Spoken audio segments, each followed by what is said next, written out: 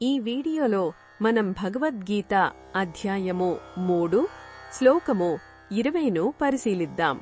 ఈ శ్లోకంలో శ్రీకృష్ణుడు కర్మయోగం యొక్క ప్రాముఖ్యతను ఒక అద్భుతమైన ఉదాహరణతో వివరిస్తున్నాడు.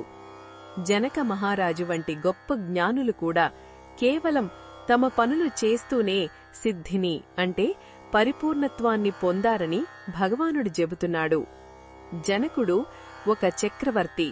ఆయనకు ఏ కోరికలూ లేవు, ఏది సాధించాల్సిన అవసరం కూడా లేదు. ఆయన ఒక ఆత్మజ్ఞాని. అయినా కూడా ఆయన తన రాజధర్మాలను, తన విధులను ఎప్పుడూ విడిచిపెట్టలేదు. ఎందుకని? ఇక్కడే శ్రీకృష్ణుడు లోక సంగ్రహం అనే ఒక ముఖ్యమైన విషయాన్ని మనకు పరిచయం చేస్తున్నాడు. లోక సంగ్రహం అంటే సమాజ శ్రేయస్సు, ప్రజలను సరైన మార్గంలో నడిపించడం. ఆలోచించండి, మన ఇంట్లో పెద్దవాళ్లు ఎలా ప్రవర్తిస్తే చిన్నవాళ్లు కూడా వాళ్లనే అనుసరిస్తారు కదా. ఒక తండ్రి కష్టపడి పనిచేస్తే పిల్లలకు కూడా పని యొక్క విలువ తెలుస్తుంది. ఒక గురువు సత్యం, ధర్మం పాటిస్తే శిష్యులకు కూడా అదే స్ఫూర్తినిస్తుంది. అదేవిధంగా సమాజంలో జ్ఞానులు, పెద్దలు తమ పనులను ఆపేస్తే ఇక సామాన్య ప్రజలు దేనిని చూసి నేర్చుకుంటారు? వాళ్లు కూడా సోమరులుగా మారి తమ బాధ్యతలను వదిలేస్తే సమాజం ఏమవుతుంది? గందరగోళం ఏర్పడుతుంది.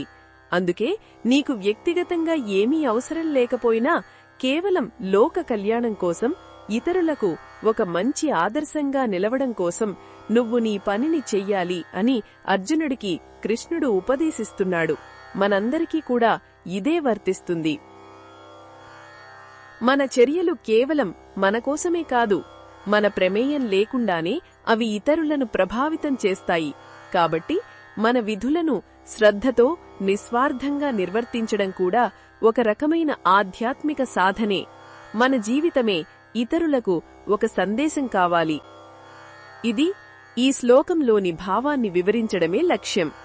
మరిన్ని భగవద్గీత శ్లోకాల అర్థాన్ని తెలుసుకోవాలంటే మా తదుపరి వీడియోలను తప్పకుండా చూడండి.